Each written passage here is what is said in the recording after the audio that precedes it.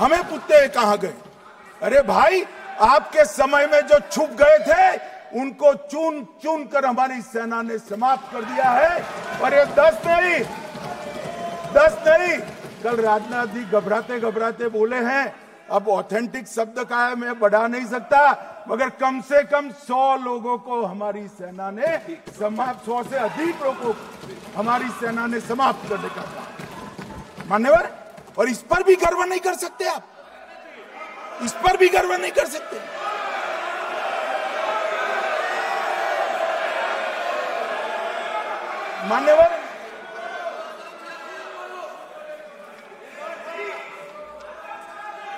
मान्यवर 7 मई को 1:26 पर 22 मिनट पर ये हमारा काम समाप्त हो गया। हमारे डीजीएमओ ने उनके डीजीएमओ को बता दिया कि भाई हमने आतंकवादी हमलों पर स्थानों पर सिर्फ हमला किया है, इनके हेडक्वार्टर पर हमला किया है, जो हमारा आत्मरक्षा का अधिकार है। पूरी दुनिया इसको एक्नॉलेज करती है। ऐसा नहीं हो सकता मनमोहन सिंह के समय की तरह कि वो आकर मारेंगे और हम चुपचाप बैठे रहेंगे और जाकर चर्चा करेंगे। ये नरेंद्र मोदी सरकार, ऐसा नहीं हो सकता। डोजियर भेजते रहेंगे। मान्यवर, उरी में हमला हुआ, हमने सर्जिकल स्ट्राइक किया। पहलगाम में हमला हुआ, एयर स्ट्राइक करा, और अरे पुलवामा में हुआ, एयर स्ट्राइक करा, और पहलगाम में हमला किया। 100 किलोमीटर अंदर जाकर 9 अड्डों और 100 से ज्यादा आतंकवादी को समाप्त। मान्यवर, अब देखिए, हमने तो हमला किया था पाकिस्तान स्थित टेररिस्ट ठिकानों पर। अब पाकिस्तान से गलती हो गई, टेररिस्ट ठिकानों पर जो हमला किया था उसको वो अपने पर का हमला मान बैठे, और पूरी दुनिया में कहते थे कि हमारा टेररिज्म से कोई लेन देन नहीं है। ये तो अब ऐसे ही ग्रुप करते हैं, हम तो विक्टिम है, जो मनमोहन सिंह ने सर्टिफाइड भी कर दिया था कि ये भी विक्टिम है। मान्यवर, मगर दूसरे दिन इनकी श्रद्धांजलि का कार्यक्रम हुआ और पाकिस्तान को मालूम नहीं पड़ा कि ये पूरी दुनिया देखेगी। सेना के आला अफसर उनके नमाजे जनाजा में उपस्थित हुए, उनके जनाजे को कंधा दिया, और ये सारे आतंकवादियों के जनाजे के जुलूस के अंदर पाकिस्तानी सेना, इनके अफसर, आईएसआई के अफसर, वहां की पुलिस के अफसर अश्रुभीनी आंख के साथ जुड़े थे। और मान्यवर, ये सिंदूर ने पाकिस्तान को पूरी दुनिया में एक्सपोज कर दिया कि पाकिस्तान के अंदर टेररिज्म स्टेट स्पॉन्सर्ड टेररिज्म है। ये पूरी तरह से, मान्यवर, पूरी तरह से एक्सपोज हो गया। 8 मई को पाकिस्तान ने हमारे रिहायशी इलाकों में हमला किया, हमारे सेना के अड्डों पर हमला किया, मगर एक भी मिसाइल से उनका कुछ नुकसान नहीं कर पाई। बहुत नजदीक से की हुई गोलाबारी के कारण हमारे एक गुरुद्वारा टूटा, एक मंदिर टूटा, कुछ हमारे नागरिक हताहत हुए।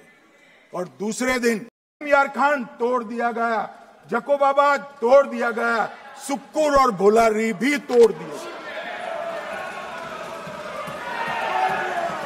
और सुक्कुर, लाहौर, अरिफवाला, चुनेन, जकोबाबाद और नया चोर, ये 6 रडार सिस्टम भी उनके पूरी तरह से ध्वस्त कर दिए।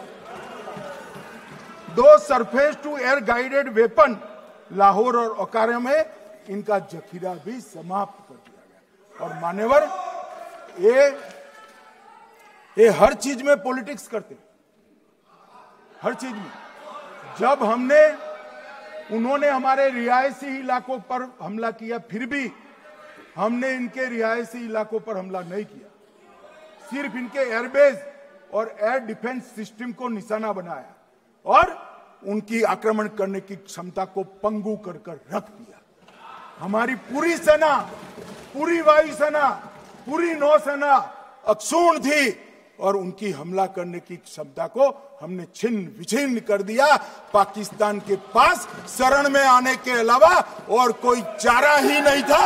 इसलिए मान्यवर, इसलिए 10 मई को डीजीएमओ ने, पाकिस्तान के डीजीएमओ ने भारत के डीजीएमओ को फोन किया और 5 बजे हमने इस संघर्ष को विराम किया। अब मान्यवर,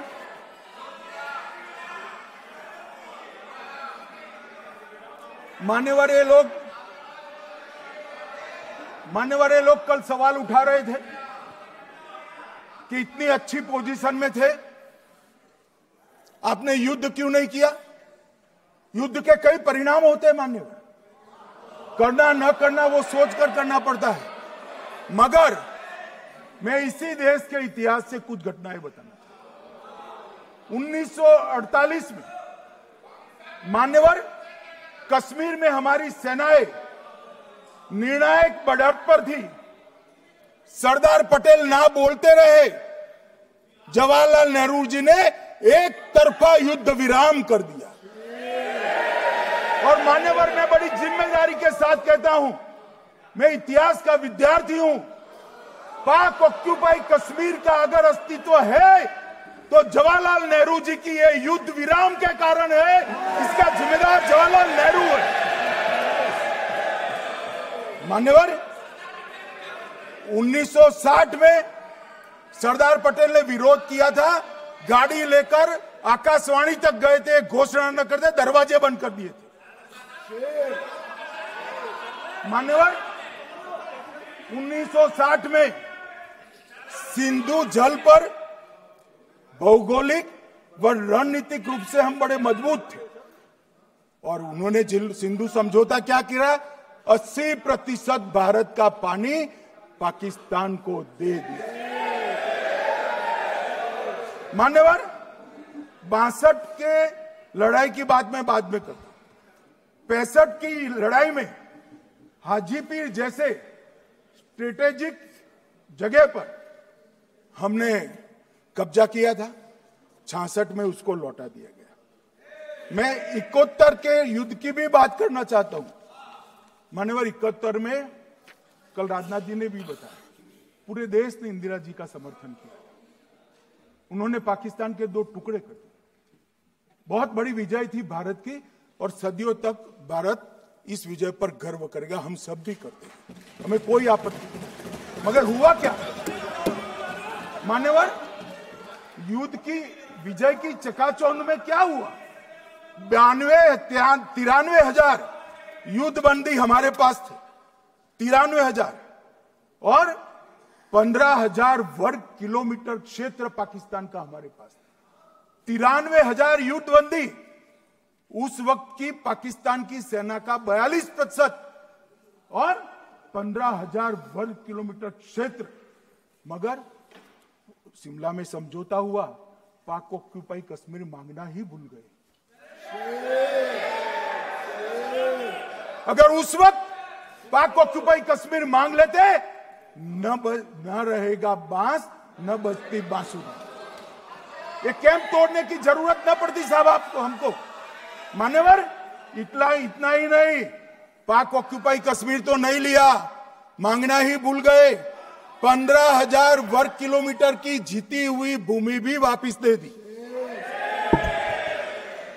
तय हुआ था पाकिस्तानी नरसंहार के लिए युद्ध अपराध न्यायाधिकरण बनेगा, नहीं बना।